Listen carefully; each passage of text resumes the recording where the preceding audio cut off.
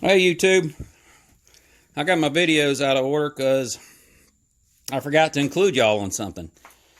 I did a few things without including you, and it's my bad. I just didn't think they were that big a deal, quite honestly. And what it is, I'll show you what it is, and it looks like a just holy mess right now. That's the engine. Right now it's turned upside down. I did decide, not decide, I was going to do it anyway. Just did it without you. I took off the oil pan. And best practice, take a look, buds. All the bolts are in their places with bright, shiny, happy faces. Stick to that rule. You won't lose anything. And everything looks, pretty good. 300,000 miles, 330,000 miles. I think it looks excellent, quite honestly. Down in the pan, if I could show you. I haven't cleaned it up at all. I got some stuff in here, but, bright and shiny. No big oil globby demons in there. No baked on oil globby demons inside the bottom end of this thing. It rotates pretty smoothly. And like I said, last time I really checked this thing, I could still see hash marks in the cylinders. I'm not about to tear it down any dadgum further. If it ain't broke, just don't frickin' fix it. Now, so I did take the oil pump off. I'm going to put a new oil pump on. Let's see what else. All that stuff has come in, and yes, it's upside down. It was just easier to work on it upside down. I'm fixing to turn it right side up. I'll do some cleaning on the surface where all the gaskets, and I will do, my personal preference is to put some gasket sealant on the metal surface, put the gasket on, and then put another smear on that, or on the mating surface for the, let's say, oil pump, water pump, yada yada. And I like to do that. I like to, squish out a good mess and make sure oil doesn't get out. I do make sure, and I put it on to keep it thin or none, so that the gasket making goo does not get inside the engine. That's not a good thing. It's also good to make sure you're using a gasket sealant that is oxygen sensor safe, because the companies like those things a lot. So I would do that if I were you. Also, you can see over here, the air compressor is now gone. Now, I should just say Freon compressor, because that's really what it is. It is over here in pieces, okay? And the reason, those are the pistons. This is its crankshaft, if you will. If you can see, it's got that funky geometry at an angle. So as it turns, it pushing these pistons in and out of, I don't know if you can see it. See those cylinders? There's 5 of them. 5 of them in that right there. I mainly took it apart to find out, one, if it was leaking. There's a possibility it was leaking a little. And to see if there were metal shavings. There really weren't. But what I can tell you I did learn is that the green is the dye that I put in to find the leak when it was leaking. That's not a problem. I did do what I think is completely not best practice to do. And I had read don't do it, but I did it anyway, and it did work for a while. It could also be what tore up that compressor. And I'm not thoroughly convinced the compressor actually tore up. I'm not, simply because I don't know where it is exactly at this moment. Yes, I do. I'll take you over there. Follow me over here, guys. The squalling that I was hearing, I believe, was the clutch. I believe this surface, you see some rust and stuff there, was squalling on this guy. I think the clutch had worn out. There's a potential that I could have just gotten another clutch and run this thing again. Hard telling, not knowing. I don't really see any particular bad problems from the pump as I took it apart. Was it as good as new? Surely it wasn't. Did I put something in that probably shouldn't be there? Sure I did. I put that stop leak junk. And I'll say it again. You've heard me say it before. 330,000 miles. No. I think if I got it apart this far, just better to redo it. Well, I do have to had to take apart the entire AC system. All the hoses are out. The evaporator is here. Cha-cha. And the condenser is out as well. I believe this hunk was about 44 bucks. The condenser, I believe, was about 50. And actually the the lower rung of fins on the condenser had basically fallen off. So there was some replacing needing doing. But I'll show you where the leak was. Get my little, I'd put the dye in. The dye that I put in here is UV sensitive. Let's call it that. Now, y'all see that? Yeah. Do that on your carpet with this black light and you can find out where your little animal peed. And it looks like this little animal peed right here, but that's nothing more than Freon leak. And the dye came out right there. That's why all this crud that you can see is stuck on it, because the oil, and then, you know, crud got stuck to the oil. This thing is just nasty as it can be. But anyway, that's all there is about that. I'll show you more as we go. Bye.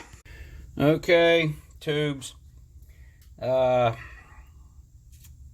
This is a valve body in an automatic transmission. As far as I'm concerned, it's the complicated part of an automatic transmission. What you're looking at right now is the valve body taken off and flipped upside down. When you take the pan off of your automatic transmission, which you should do from time to time, hopefully your pan has a bolt that you can drain it like you drain engine oil. You drain that out, open it up, oil's still going to spill everywhere, so just be prepared. Then there will be a filter that's holes where oil flows through is here and here and here, and it'll have a couple, probably these, actually, yeah, 1, 2, 3, 4 maybe bolts that hold the filter on. You take the filter off, it looks exactly like this. Now you're on your back looking up under the transmission. This is what it looks like. It's flipped upside down right now. From what I think I know, because I've never done this before, you're fixing to watch me mess up good. This is called the lower portion of the valve body. It has two sections essentially, and then down here is the the upper section, upper half. I'm hoping that all the check balls are in the upper half. I think that's correct. I'm fixing to separate it. If they're in this side, you will hear crying and gnashing of teeth. So far so good. Okay, I was right. Now, the way I've explained it to others is this is very much like a motherboard in a computer, or your phone, which is a computer. And all these little channels, kind of looks like a human brain, but all these channels are where the fluid, essentially hydraulic fluid, which is what an automatic transmission runs off of. Of course, it's called different things: Mercron, Dextron, Dextron 2, Dextron 3, Dextron 5, Mercron 5, Mercron 6, yeah. Mercron LV. So make sure you get specific to your vehicle if you're replacing. Now, the fluid's going through here. On this side, I'll flip it over again. Make sure you can see it on camera. You can. This one, and this one are solenoids. They have electrical connectors. If you look, you can see that electrical connector going in on that one. When they call automatic transmission electronic, that's what they mean. Ooh, go back in there. this open and closes. Essentially, it gets electricity, it goes out or pulls in, okay? And that changes the flow of the fluid. That changing of the flow causes your transmission to shift up, shift down. So this one, there is, and if I'm right, underneath this plate is more maybe check balls and stuff. Yes. Okay. This is what I wanted to get to. Do you see? Let me get it to where I can see the filter. I mean the camera. Right here, there's a little doodad sticking up. There, you can see it that way. And then at the front of it, another little doodad. They're filters, okay, that filter your fluid. This may also be one, just tiny. And they filter the fluid. What I did not know until I opened this up was, were they clogged? Since my original transmission, which this valve body is out of, and I have to reuse because the transmission that I got, the valve body was a different type valve body. Still was an A340F transmission, but different valve body for a different application. Maybe a 4Runner, maybe a Tundra, who knows.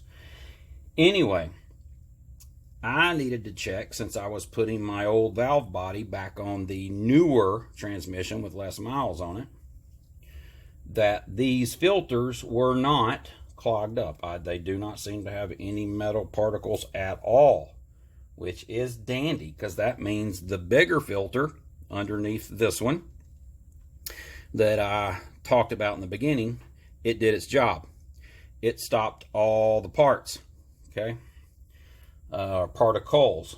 And also in the bottom of your pan is about 5 magnets, and they are to catch all of the metal also. But if some of the metal that comes off is aluminum, guess what? The magnet not going to get it. If you didn't know, I hope you do, but aluminium, as they say overseas, is not ferrous. It's not, no iron. It's not magnetic. So therefore, if you're going to catch it, it's got to be by filters, not by magnet.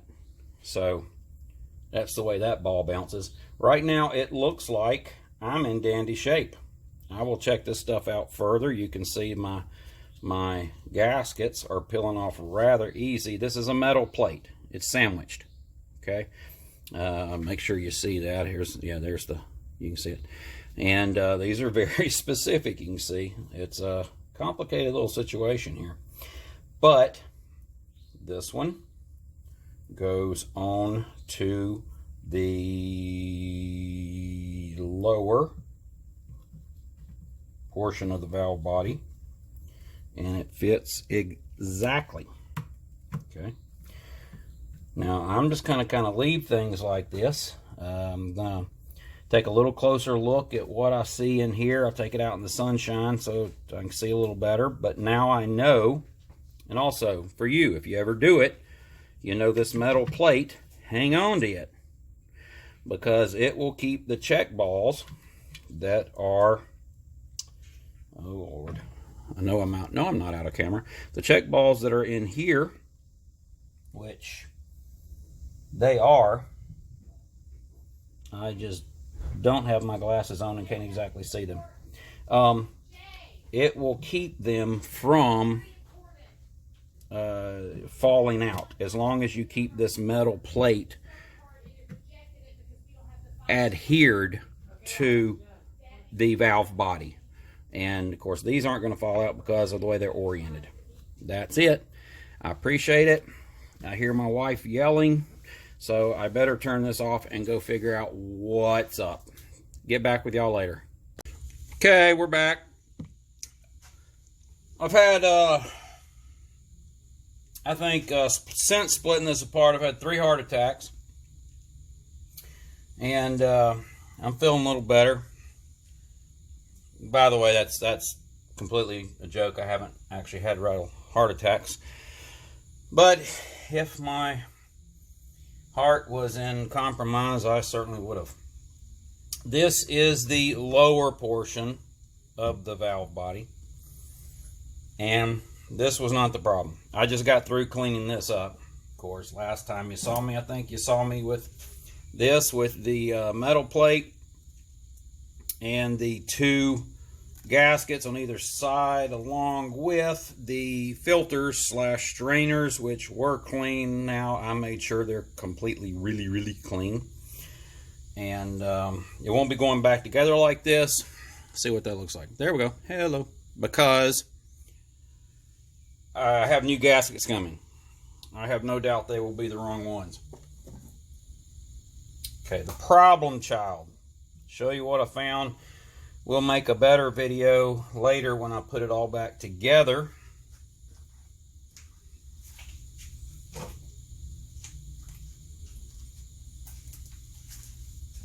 This, make sure you guys can see it. There you are. Yep. Whew. This is the upper valve body that has the check balls in it. Last thing I wanted to do was lose check balls. There seems to be almost no way not to do that. I put a shop towel, these guys, put that over it and then put cardboard over it and then flipped it over. Did a pretty good job, except for this springed cam, which that's what goes to the shift down cable on this particular A340F transmission. They do make some of the A340Fs that do not use this. I believe they use a solenoid instead, and the computer. But either way, these are my check balls. According to the picture that I took when I had this apart and before any check balls were out, I need to go back and look at that picture again, because what I saw was 10 check balls. After I flipped it over, put it back, and realized this was a problem and a few came out, I now had 11. Well, any diagrams that I searched online had 10 for a 2001 Tacoma with a 3.4 liter V6 engine, 4x4 A340F transmission with a shift down cable. Needless to say, I hope all of you know not everything you read online is correct. So I went searching further and further and further. I found, I wish I could tell you right now, but I'm recording on my phone, so I can't go back and look at it at the moment, but I will refer back to it. I'll show you a picture of it so you will know, so you will be able to figure this out on your own, because supposedly there are about 5 different variations of check ball locations. They are supposed to be according to what your vehicle is, i.e. a 4Runner, i.e. a Tacoma, a Tundra, a Sequoia, whatever, 2-wheel drive, 4-wheel drive, yada, yada, yada. But according to my check ball location, mine is a 2000, maybe 2001, can't remember, 4Runner that is a 4x2. Now, I got a friend that cannot tell a joke correctly. Ever. He was trying to tell me what would be a massively politically incorrect joke. Get it, this was well over 30 years ago. And it was a Helen Keller joke. And it's supposed to be, why is Helen Keller's leg yellow? And the joke, because her dog's blind too. Whether you think that's funny or not, I don't know. Email me and, whatever. But he said, telling the joke, why is Helen Keller's dog blue? Told you couldn't tell a joke. The similarity between those two jokes, or attempts at, and what is supposed to be the correct check ball location by your application on your vehicle they have about as much in common. For my Tacoma, there should be 10 check balls, and I believe there should be one here and one here. Well, I kind of guessed at it correctly from the picture I took and everything else, but there's supposed to be one here, one here, and one here. I will show you all the correct locations. The largest variance is they all are the same size except two. One here and one somewhere around in here, maybe right there. I'll show you that more specifically. They are a tad larger. So there's the A sizes there's 2, and for the B sizes there's 9. Total of 11 on this one. Now I wish I could tell you on your particular application whether it is a Forerunner, a Sequoia, I just made a new vehicle, Sequoia, Tundra, Tacoma. I mean, they all use the A340F at some point transmission, but depending on where the check ball is supposed to be, it's not going to be according to your application. I can tell you that much. Best I can suggest is take a picture and be very careful. This is one way. I will direct you to the page that shows you the 5 potential, I think it's 5 potential locations for the check ball. And that, with a picture you take yourself, I hope you get it right. And you can kind of cross-reference a little bit, because I do believe one of them there's 9 check balls, two of them there's 10, one and only one there's 11. That's mine. So that's that. It's been a complete headache. I really truly do have a headache right now. I'm fixing to stop this, and I'm gonna come back down at some point in time. Good Lord, it's 4:13 here today. A lot of my parts, all of my parts for the engine came in, and I have some acetone, I believe, which I like to put on applications before I put the gaskets on. And I have gasket sealant in a caulking gun configuration. And so I got everything I need to put the engine back together. I don't know if I feel like doing that right now after this. And I cannot put this back together because I'm waiting on the gaskets to come in. But I do have the check balls, all 11 of them here, 9 small ones and 2 larger ones. So I'm going to leave this setup as is. I've cleaned it out. I wasn't sure what is the best practice. Quite honestly, I got tired of looking at stuff. I used the CRC electrical cleaner. My thought was, it doesn't corrode the electronic devices. It must be pretty non-corrosive.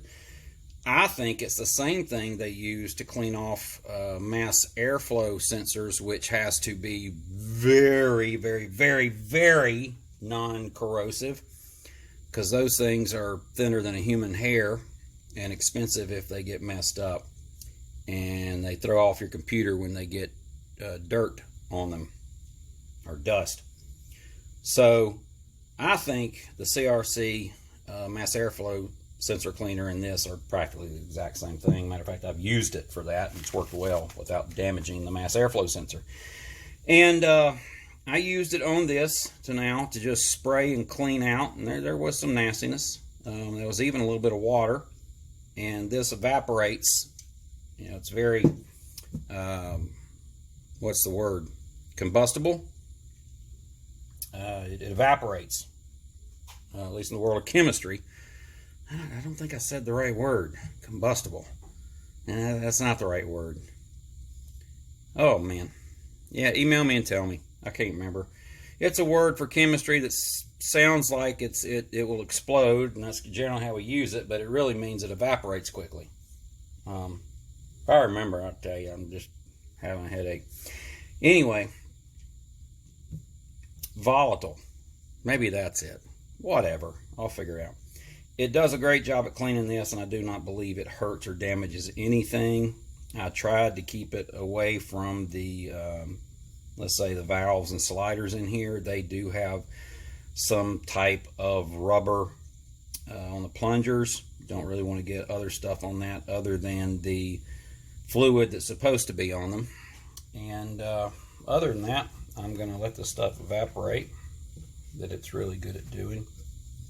And we'll get back together, probably putting the engine together. I'll be a lot less stressed out. Talk to y'all later.